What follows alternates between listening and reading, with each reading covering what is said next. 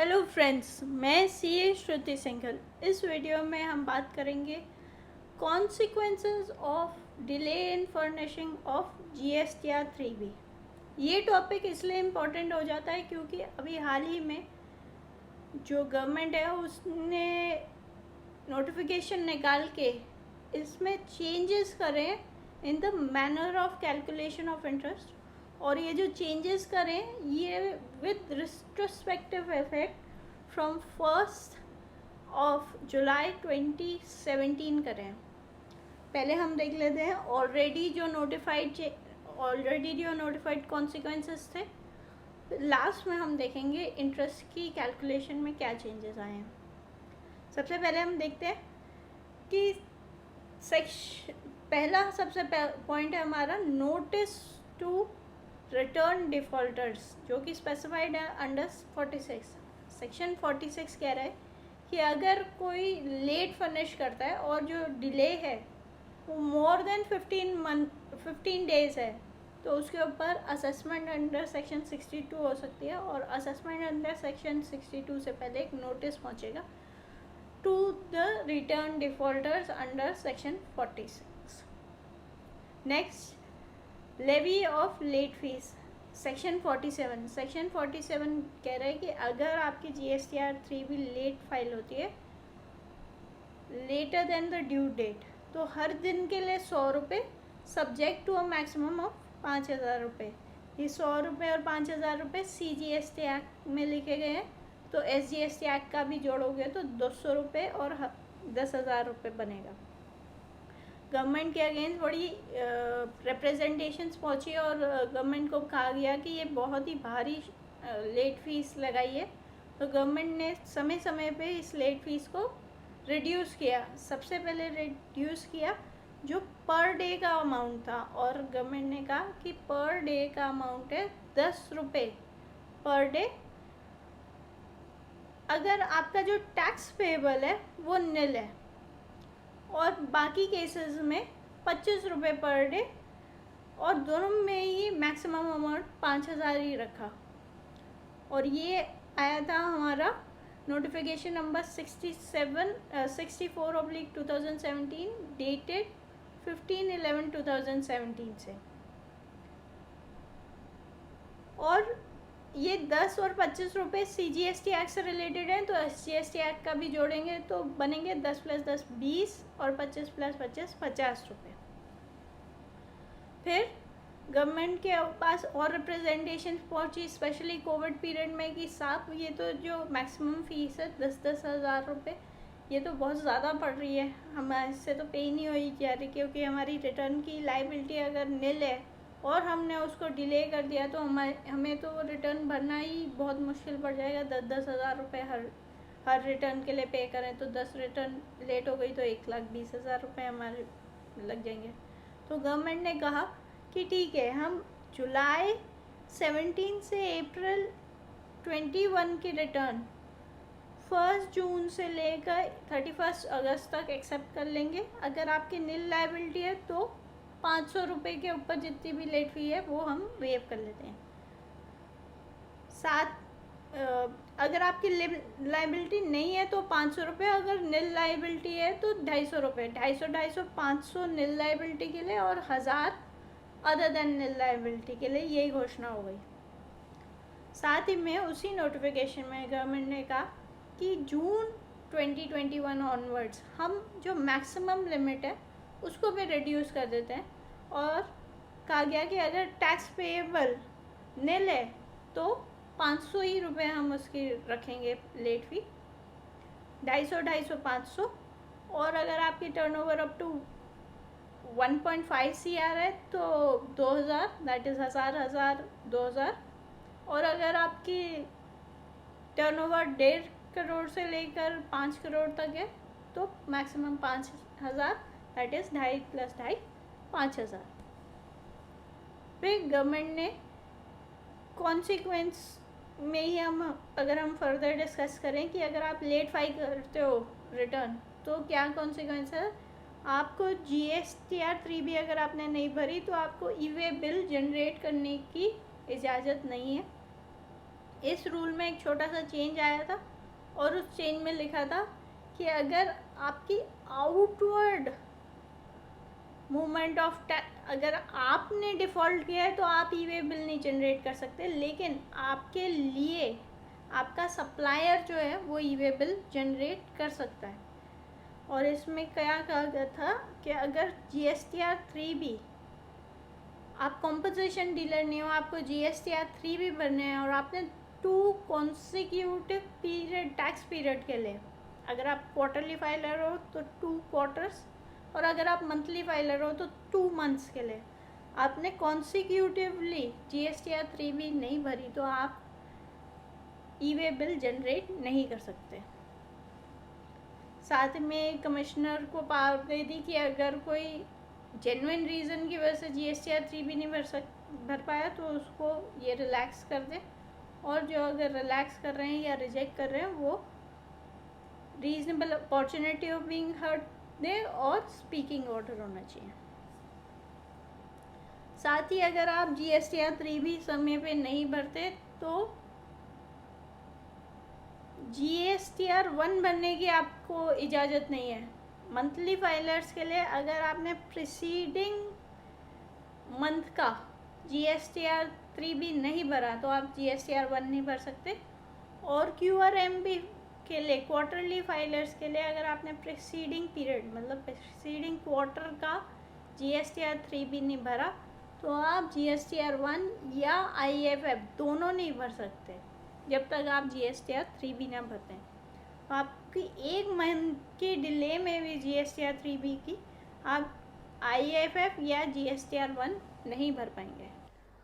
अब हम देखते हैं कॉन्सिक्वेंसेस इन डिले और फाइलिंग ऑफ रिटर्न, जो कि अब जुलाई 5 से इन चेंजेस आए हैं, लेकिन ये चेंजेस आए हैं विद इफेक्ट फ्रॉम 1 जुलाई 2017, मतलब जिस दिन से GST लागू हुआ था। 2 चेंजेस आए हैं। पहला, सेक्शन 50 सबसेक्शन 3 अमेंड किया गया है, और दूसरा रूल 88B इंसर्ट किया गया है। पहले हम बात कर लेते हैं सेक्शन 50 सबसेक्शन 3 जो अमेंड किया गया। बिफोर अमेंडमेंट ये सेक्शन क्या था?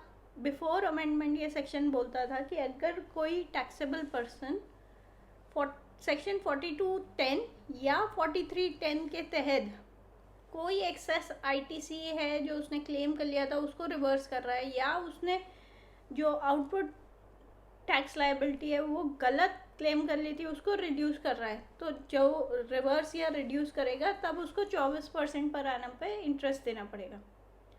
जैसा कि हम जानते हैं कि सेक्शन 4210 और 4310 कभी इम्प्लीमेंट ही नहीं हुए GST में। ये सेक्शन बात करते थे मैचिंग कंसेप्ट की, जो कि कभी लागू ही नहीं हुआ क्योंकि GSTR 2 और 3 कभी इम्प्लीमेंट ही नहीं हुए। इस पूरे सेक्शन को काट दिया गया है और सबसेक्शन को काट दिया गया है, और विद रिट्रोस्पेक्टिव इफेक्ट एक नया सबसेक्शन ऐड किया गया है, और उसमें कहा गया है कि अगर ITC wrongly availed and utilise किया गया। अवेल्ड एंड यूटिलाइज का क्या मतलब है? अवेल होता है जब GSTR 3B के थ्रू उसको इलेक्ट्रॉनिक क्रेडिट लेजर में ले जाया जाता है, और यूटिलाइज होता है जब उस इलेक्ट्रॉनिक क्रेडिट लेजर को यूज़ करके पेमेंट कर दिया।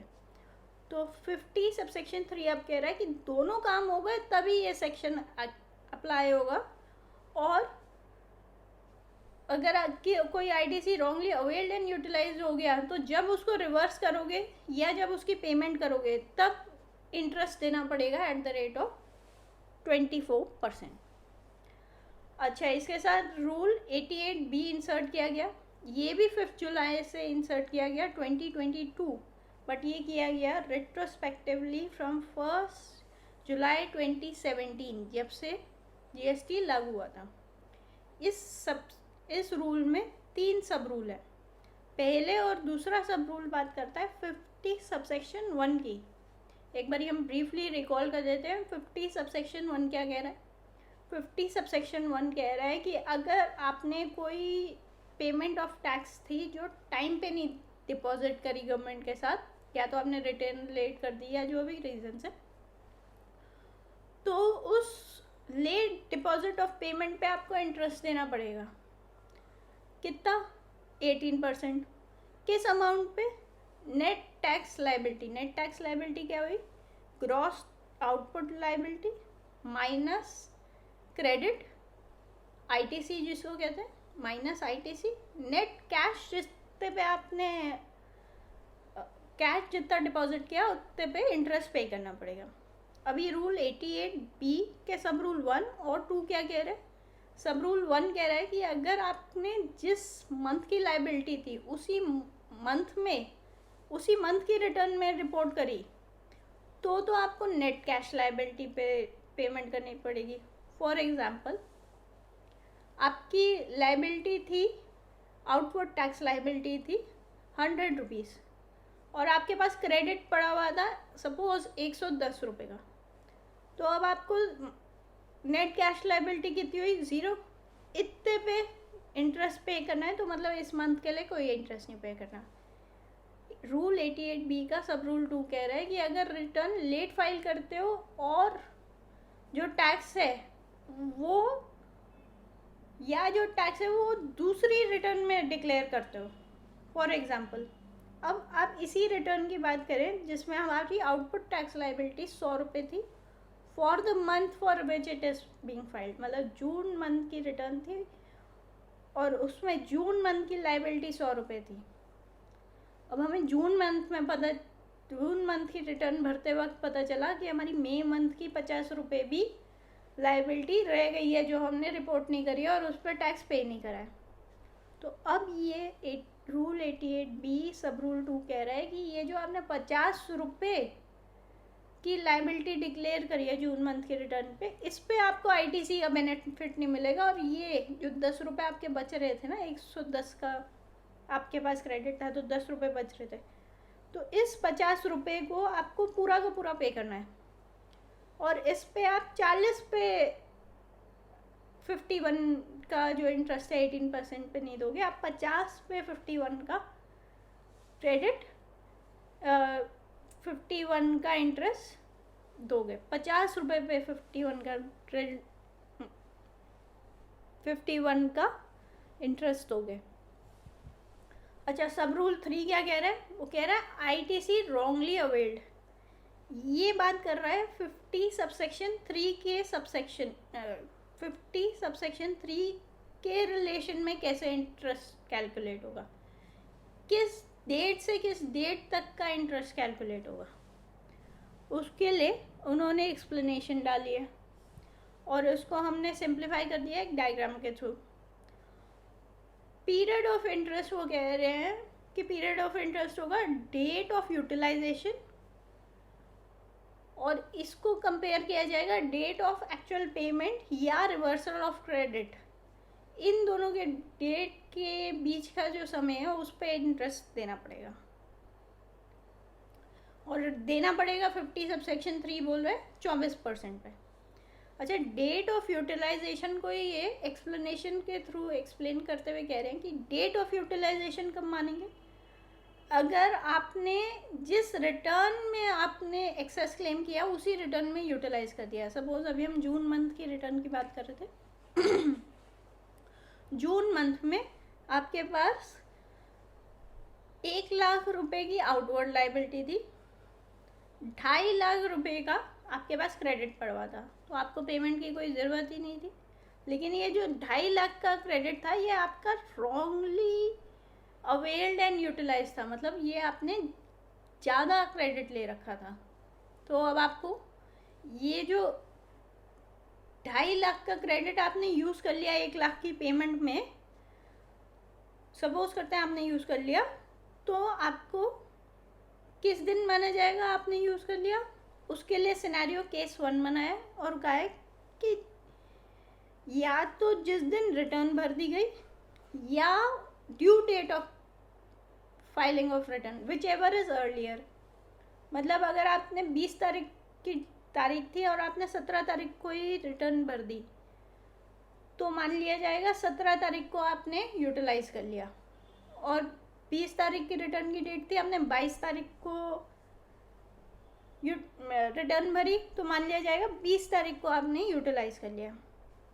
सेकंड सिनेरियो उन्होंने डेवलप किया और कहा कि हो सकता है कि ये जो आपने 2.5 लाख रुपए गलत क्लेम किया था वो आप दूसरे मंथ के रिटर्न में जाके भी यूज़ करो। अभी तो आपने 2.5 लाख में से 1 लाख ही लिया है, अगले महीने में आपने 1 लाख और यूज़ कर लिया, तो वो आता है आपका केस 2 में कि आपने सब्सिक्वेंट पीरियड के रिटर्न में आपने क्रेडिट को यूटिलाइज कर दिया। तो उस केस में डेट ऑफ यूटिलाइजेशन कौन सी होगी?